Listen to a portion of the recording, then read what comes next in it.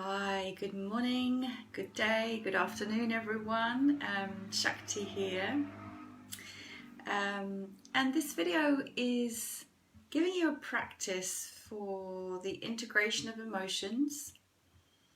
Whenever something difficult arises for you, or when you're getting really triggered by another person or circumstance. And this practice is a part of this month of exploring self-love. So self-love is the theme in my Awakening Shakti online group program this month. But I'm sharing this practice into this wider group, which is open to all, because it's so simple and because it's so valuable. And it's just a wonderful, wonderful, simple practice to have in your toolkit of self-love practices. So this is just one of many, but it's the key one that I recommend to begin with.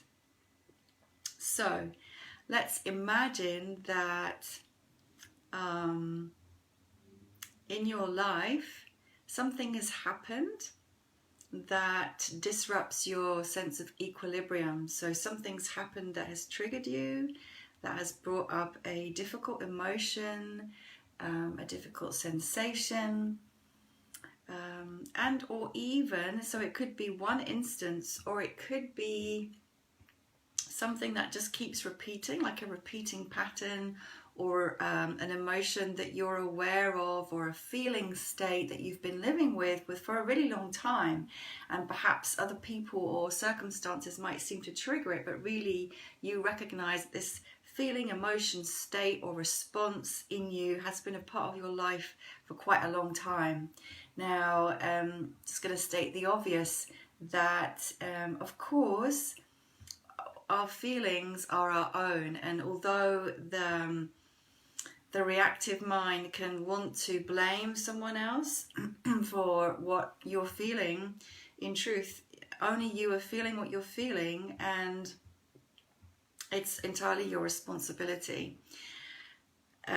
So how can we address that? How can we integrate this? Because of course, self-love is about acceptance, and it's about a recognition of who we truly are, which is love, infinite love, always perfect.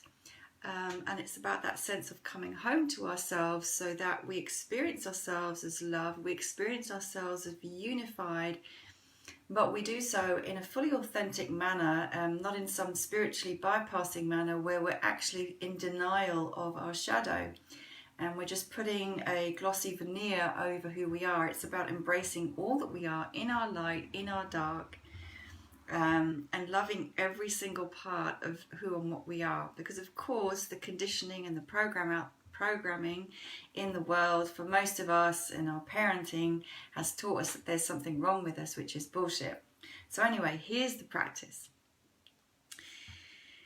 Recognizing the emotional state is where we begin. So you might name, or you have to name it, so you have to speak it. You can either write it or you can speak it out loud. You can do this with a friend who's holding space, or you can do it with yourself. So for example, I am feeling really angry at so-and-so because they did this to me and it's unfair and da da da. So whatever the story is, just let it roll without censoring yourself, okay? So no judgment of yourself, no shaming of yourself for whatever you're feeling, whatever comes out of your mouth. Let it just all be without judgment or shame. So that's the first part. And then once you've named particular states or feelings or emotions, we're going to begin to separate the belief from the emotion, because usually they go side by side, and actually the belief, which is in the mind, is separate from the emotion. The emotion is then actually energy. It's a sensation in the body. So we're going to track it back to the body. So we get out of the head. So you see the head is great. The mind is great. Love the mind. But the mind is going to want to keep you trapped in an eternal analysis or seeking to understand. And if you stay only in the mind, you will never heal or integrate. You have to integrate through the body. So naming the state, I feel angry. And then there's a whole story that gets attached to that. So we just let the whole story go, and it's just identifying what I feel. I feel angry. Okay, I notice as I say that I feel angry, I feel, and then you name the sensation or the sensations in your body. So it may be, and I can't determine what it's going to be for you. It will be different for each and every one of you, and each and every one of you in your experience and your state. But say, for example, I notice that as I say that, I can feel a tightening in my solar plexus. For example, this is just an example. Or I notice that I can feel a heat in my face, or I notice I feel this energy that wants to move through me, that feels violent and destructive, for example. Okay, so these are just examples. So what you then want to do is just leave behind the story, leave behind the mental interpretation, leave behind the seeking for understanding, and take all of your awareness to the sensation in the physical body. So, for example, say I named that I had this tightening feeling in my solar plexus. So then I'm going to close my eyes. I'll probably be sitting down, and I'm going to just take all my awareness to that place in my body where I'm feeling that emotion. And I'm feeling that emotion as energy and as sensation. And with my eyes closed, I will breathe more fully, more deeply, and I will simply give my full awareness to that sensation. So what happens in that giving full attention to what is going on for you is that it will change, it will shift. And again, I can't determine what the change will be. It will be unique to every situation and every possibility, but it will most definitely begin to change, because energy is designed to move. It's not designed to stay stuck. And as soon as you give your presence to what's going on for you, it will shift. Now, it may be that you will shift into another sensation somewhere else in the body. It may be that an image comes. It may be that words come, or a thought, or a memory. It may be suddenly that you are connected in with your 5-year-old little girl self who had a very angry mother or father and couldn't be angry. For example, a memory might flash by. So then if something like that happens, if the sensation moves, you just track the sensation through your body with your awareness. So basically you're staying fully present to what is. You're breathing with it, you're breathing with the sensation, and you're letting it keep moving. You're letting it keep moving, but you're not trying to do anything. You're not trying to stop it. You're not trying to fix it. You're not trying to heal yourself. You're not trying to Reiki yourself. You're just simply being present to what is happening. And say if an image comes, or a memory, or a word, and that feels most the strongest direction, then you give that your fullest loving attention, and it will continue to move. It will continue to move. The energy will continue to flow and move through different layers of emotion, sensation, and energy. So for example, underneath rage and anger, for example, there's usually grief and sadness. So maybe tears will come, and you just let them come. Like, it's not a big deal. It's just energy.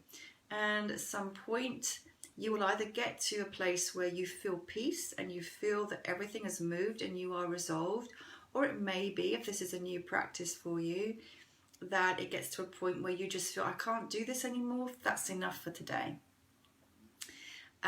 Which is fine. Again, no judgment. And then in that case, you will just simply take a few deep, full breaths. You will honor yourself in that you have closed that practice for now, and move back into your day. So either way, you take some transitioning breaths, you move your body, you stretch, you shake, and in fact there may be some intuitive movements that your body then needs to do, just to, again, energy moves, body moves, they're completely connected.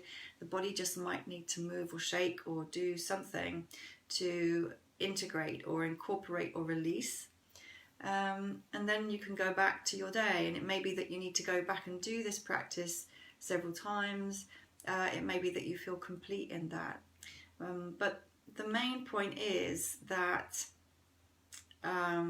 until what has been denied or repressed or avoided is felt in you, in your body, it will remain stuck, and it will operate from the unconscious level and keep that pattern repeating for you in your life until you meet it. And it's very simple. It's just a meeting in awareness. It's a meeting in presence. That is it. So the practice is super simple, but it's a wonderful way to continue integrating, to continue meeting yourself, to continue your journey into wholeness, and a welcoming in of all that you are. So everything is embraced in love, nothing is left out. That's it. If you have any questions about this practice, pop them below. If you've got a particular situation that you would like to apply it to, you can pop that below. But it really is, you can apply this to anything that's going on in your life, any situation, and it will really, really help the soothing, the self-soothing of those wounded parts, those aching parts, the little girl, little boy parts. It's a simple practice, but it's very powerful. So enjoy. Have a go. Let me know if you have a go, how it works for you, if you get stuck or confused, and I can always add another video or add some more comments. That's it for now. Lots of love. And hi Jade. Lots of love, sweetheart.